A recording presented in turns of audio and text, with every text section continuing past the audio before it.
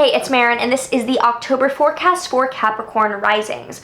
So we'll start out with the astrology, what's actually going on with you this month, day to day, the energy there. Then we will consult the tarot cards, consult the oracle deck cards, and see what other guidance is coming through for us. So overall, this month has to do with career freedom, where you're breaking out of your shell in order to really shine in your public goals. On the 3rd, Pluto stations direct in your first house in Capricorn. So Pluto, having gone through your first house for a few years and a few more years, has to do with a radical self-transformation in order to die and then be reborn as a more authentic, more true, more aligned self. What is the bullshit that's fading and what is the real you? Over the past few months of Pluto being retrograde, there's been a looking back at all the changes you've made and a reanalysis at the transformation you've already done. With Pluto stationing direct to move forward, expect a movement towards new transformation, more clarity, more death to be reborn. On the 4th, Mars enters Libra in your 10th house. So where Mars goes, it can bring increased conflict and increased drive and energy. With it in your Libra 10th house, expect more conflict, more energy, and more going after what you want in the workplace. Just a lot of more energy there. On the 7th, the Sun in Libra in your 10th house will square Saturn and Capricorn in your 1st house. Where are you limiting yourself from going after your career goals? That is the big thing this month. I know that there's a lot of career dreams coming up for you this October. And where is your sense of self that is a limiting belief keeping you from going after that? On the 8th, Venus enters Scorpio in your 11th house, so expect more ease and harmony and networking or with friends. That's a good thing to remember this month, is that friends are there for you. There will be increased harmony in the friendship world.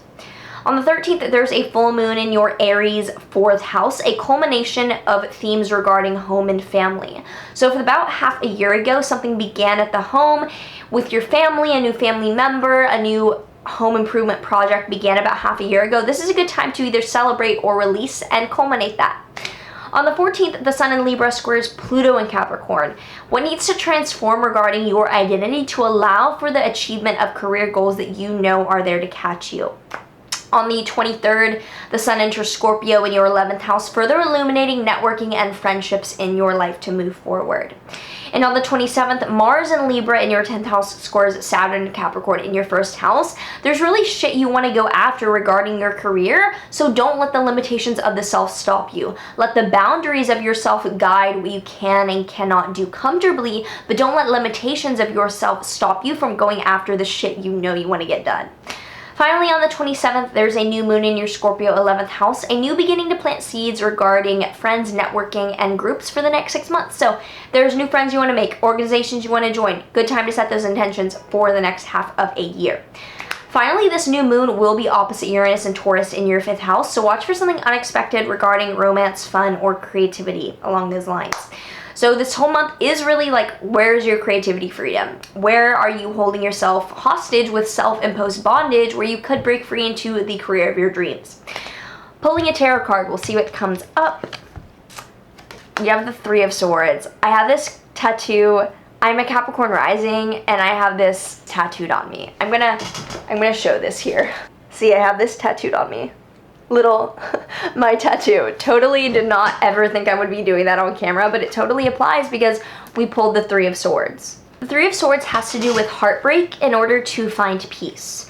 So I think that this is breaking up with an old sense of yourself, an old identity that once held you comfortably and now doesn't make room for your dreams. So I know with me as a Capricorn Rising, I used to hold on to this like sad girl 666 persona of like, poor little me, like I'm a little emo girl, like I am, like if you know Too Poor, I used to like idealize her and be like, I'm a little like old, broken, like poor little me.